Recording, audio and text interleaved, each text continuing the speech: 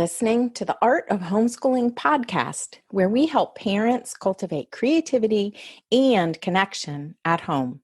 I'm your host, Jean Miller, and here on this podcast, you'll find stories and inspiration to bring you the confidence you need to make homeschooling work for your family.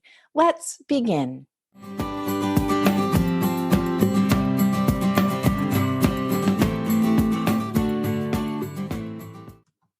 Is your seventh grader unpredictable and sometimes hard to read? That's because they're going through so many changes this year. Be gentle with yourself and your child as they enter the teenage years. The best approach I've found is to get curious, observe your child, and strive to really get to know who they are. This podcast episode, The Seventh Grade Basket, is designed to help you with all of that. In seventh grade, your child is experiencing physical, emotional, and cognitive growth, as well as developing insights into themselves and others. This all requires curriculum themes that meet them as they look both out into the world and also within as their inner emotional and intellectual lives deepen. Here is a great quote from a book I highly recommend for all grades, The Tasks and Content of the Steiner Waldorf Curriculum by Avison, Rawson, and Richter. I'll be sure to put a link to that book along with links to other resources I mention in the show notes for this episode, which you can find at artofhomeschooling.com/episode 207. Here's the quote. Two fundamental gestures characterize this phase of life: an outer active principle and the stirring of a dynamic inner psychological state. An appetite for knowledge of and about world phenomena mingles with a budding capacity for reflection and the first promptings of self-reflection. Studying biographies of historical and heroic figures, conducting hands-on demonstrations, and relating subjects to real life will be key homeschooling components this year. The goal is to have your child take the reins more and more in the learning process while you provide structure and guidance. Themes of study this year can include medieval history, geography of the world, the age of exploration and discovery through the Renaissance, physics, astronomy, perspective drawing, the golden ratio and the Pythagorean theorem, and an introduction to algebra and ratios. Here's another quote from the Tasks and Content book. Curriculum themes which mirror the pupil's outer exploration of the world and the inner journey include the journeys of exploration in history, the focus on mood and style in English, the areas of combustion in mechanics and chemistry and physics, and the health, nutrition, and hygiene main lesson block. There's a big shift happening for seventh graders. They're going from seeing and interacting with the world in a heart-centered way to a more head-centered one. Both seventh and eighth grades can be real transition years. I want you to keep that in mind. Your student may start to crave an intellectual challenge and more structure and critical thinking in their studies.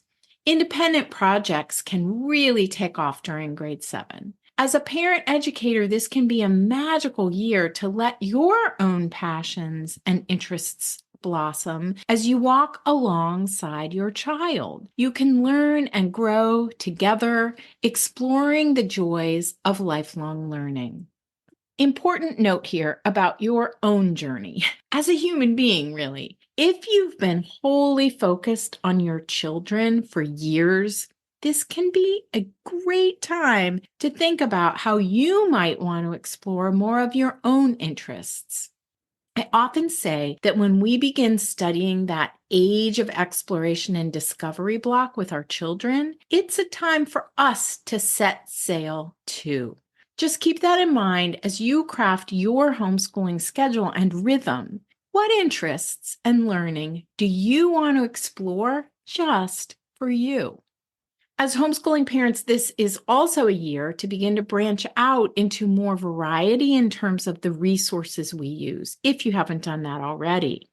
It's really okay to weave in what we might consider non-Waldorf resources, even if that's new to you. When you do that, you want to look for source material that reads like really great storytelling, especially when studying history. As you may recall from previous episodes in this series, our goal is to take a deep dive into a moment in time in a given time period, rather than trying to teach a comprehensive course in that topic. I also want to remind you that a lot of the block topics we're familiar with are what's become custom in Waldorf schools, but we get to choose. And the truth is that Steiner didn't lay out the curriculum in this much detail, really. So I just want you to keep this in mind as you look at your seventh grader and choose topics of study. Even classroom teachers are looking at it this way. And if you haven't listened to episode 200 on ditching the dogma, please go find that episode and have a listen. I think you'll find it very freeing. Here are some ideas for your book basket. First, for physics. There's a wonderful book, Physics the Waldorf Way by Roberto Trostli. For math, family math, the middle school years, Algebraic Reasoning and Number Sense is a wonderful book, particularly for fun activities that you might do as a family, but that also really lead into the higher level math. You might also choose a solid math curriculum that meets the needs of your particular child and that you can commit to following consistently. Some possibilities include Making Math Meaningful, Math UC, they have the Zeta program, pre-algebra program. It depends on where your child is. We used teaching textbooks as well. You can start with the online assessments from any of these math curricula to get a sense, a real feel for the program and find out what level your child is at. For history, there are so many great history books that could be possibilities for this year. You can include historical fiction, nonfiction, biographies and autobiographies, and so much more. Documentaries, there are so many possibilities. Sarah, my assistant, one of her favorite books on the Middle Ages is World of Walls by Polly Scheuer Brooks. You can find used copies online of this book. I've always loved using children's books as a starting point, even as kids get older, even through high school, because children's books often provide an interesting, simple, and concise description of a topic and include beautiful artwork many times. For the Renaissance, for example, we loved a book called Starry Messenger by Peter Siss, which is about Galileo. This can just be the starting point, like the beginning of your block, and then your child can find other books and resources to read more on the topic. This is a good year to teach typing skills if you haven't already. There are a lot of keyboarding programs online. Sarah's family has enjoyed a fun program in a game format from the BBC called Dance Mat Typing. If you haven't already, you might also introduce your child to the online world this year and next. If you're not sure how to do that, I recommend taking a look at the cyber civics curriculum used by a lot of Waldorf schools. You can see a chart of topics that they bring to children of different ages. And if you want to purchase the curriculum, they even have a special homeschool rate. I'll be sure to put a link to the Cyber Civics website in the show notes. And finally, remember to continue to keep lots of art supplies on hand so that your seventh grader can express what they're learning through paintings, portraiture, map making, modeling, and all of the lively arts.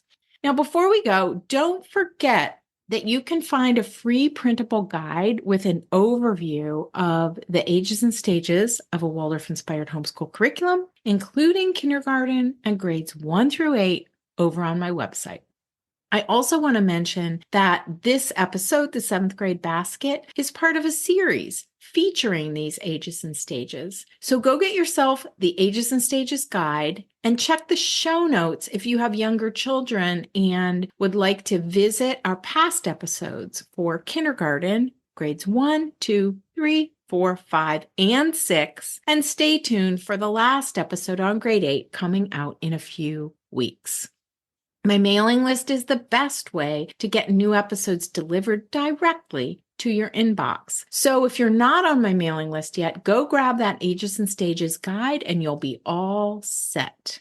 Thanks for tuning in, and be sure to check out the show notes where you'll find links to all the episodes in the series from kindergarten through grade now 7, as well as links to the resources that I mentioned today. And you can find those at artofhomeschooling.com/episode 207. Take good care of yourself and your family, and I will see you next time.